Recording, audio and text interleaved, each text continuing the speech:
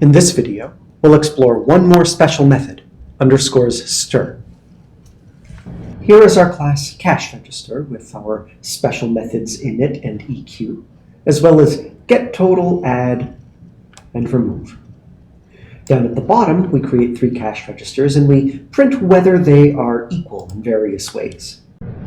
Let's print CR1 as well as CR2 and see what Python produces for us. When we run it, we see output that looks a lot like what we saw in the debugger for a cash register object.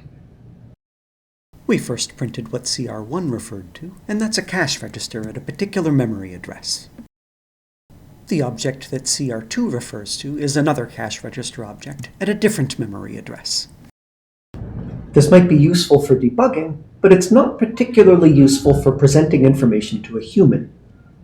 Function print calls _stir on the object that it's printing. So let's write one for our cash register.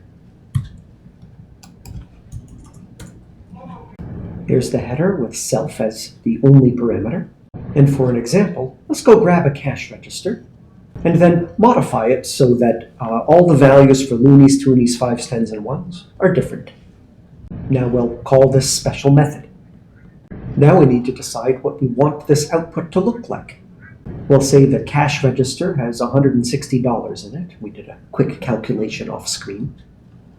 And let's put in parentheses how many loonies there are, how many toonies there are, and so on. For the type contract, self refers to a cash register object, and this method returns a string. In fact, it returns a string representation of this cash register. For the method body, we'll return the string cash register, followed by a colon, a space, and a dollar symbol, followed by the total amount of money in this cash register. What comes next is the number of loonies.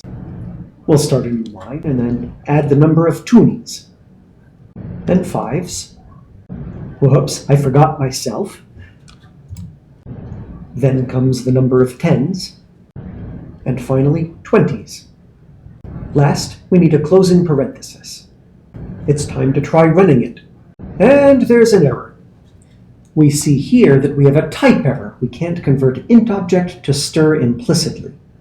The problem is that self.10s and 20s and loonies and toonies, those are all ints, and you can't add an int to a stir. That's easy to fix, although it's going to make our expression even uglier. All we need to do is convert our ints to strings.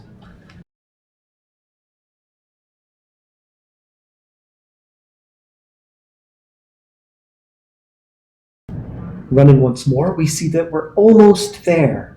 We just need one more space after the total number of dollars. We'll add that space, run it, and it looks like we're done. But wow, is this ugly. We're going to introduce you to another string method that can help clean this mess up. This method is called stir.format. It's not a special method, but it is pretty powerful.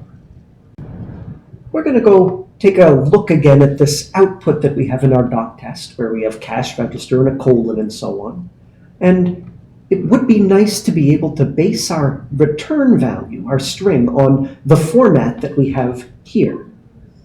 And in fact, we can. Let's copy this and paste it. In order to keep the line length short, we're going to deal with the cash register part separately from the numbers.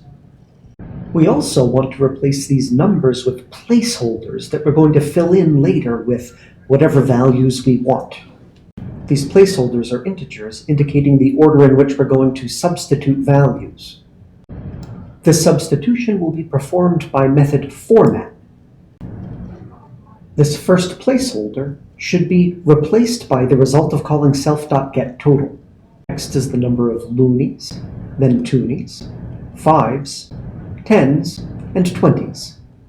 I hope you can see how much easier this is to read as well as to write.